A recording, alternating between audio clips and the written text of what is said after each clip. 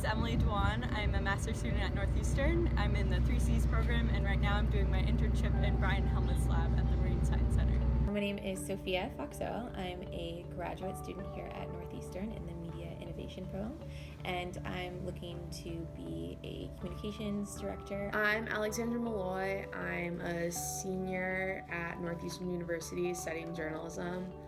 This is my last semester, so going out into the big wide world soon. Climate change communication is maybe the biggest story of our time. It will be the biggest story of their careers. It's an issue we can't avoid, and it's an issue that's going to cut across various different news beats. My internship right now is focused on science communication and the use of virtual reality in classrooms to see if we can get students more excited about science and kind of retain their knowledge of different marine ecosystems. The GigaPan just has this mechanical button to press down on the shutter, and then the software program you can buy separately that stitches the image together. It's taking 420 pictures right now.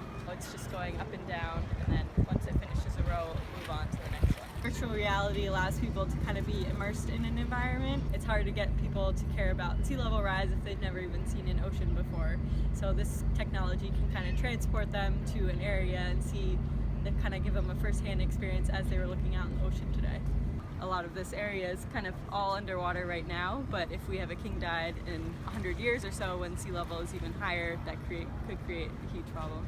The huge issue in schools is motivating children, so this technology offers an alternative way to traditional methods of learning to see if we can get them more excited about science, because with all the negative impacts with climate change, it's increasingly important to study these concepts and kind of teach them to the next generation of scientists. Visualization makes it real for people. And when you're talking about things like flood risk scenario mapping and others, it helps people visualize and understand risks in the future. I think citizens need to start having more of an awareness on what's happening to the environment.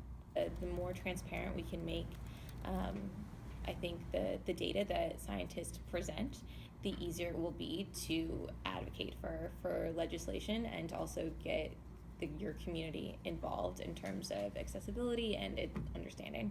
Although I may not always be able to communicate my position in terms of advocacy, the types of assignments and stories that I write about, whether it be ocean acidification, offshore wind, or data visualization maps, I think it allows me to promote an advocacy without compromising my credibility as a journalist. The journalistic agenda leads the public agenda, because journalists are very good at often defining, discovering problems, following scientific evidence. One of the best questions you can ask scientists is how, over and over again, how can I explain this to my readers and make it easy for them? For my digital reporting class, I did a blog that focuses on ocean conservation and biodiversity.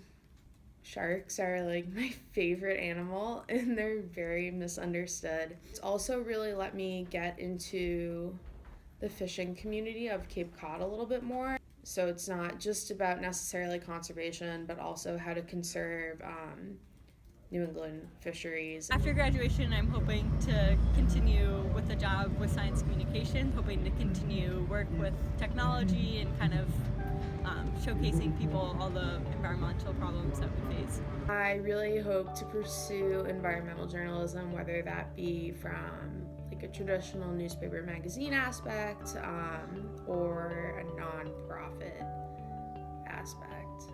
I think eventually I might end up in the nonprofit world, but for the moment I want to stick with journalism, because especially with the new Trump era, I think it's more important than ever that journalists remain uncensored.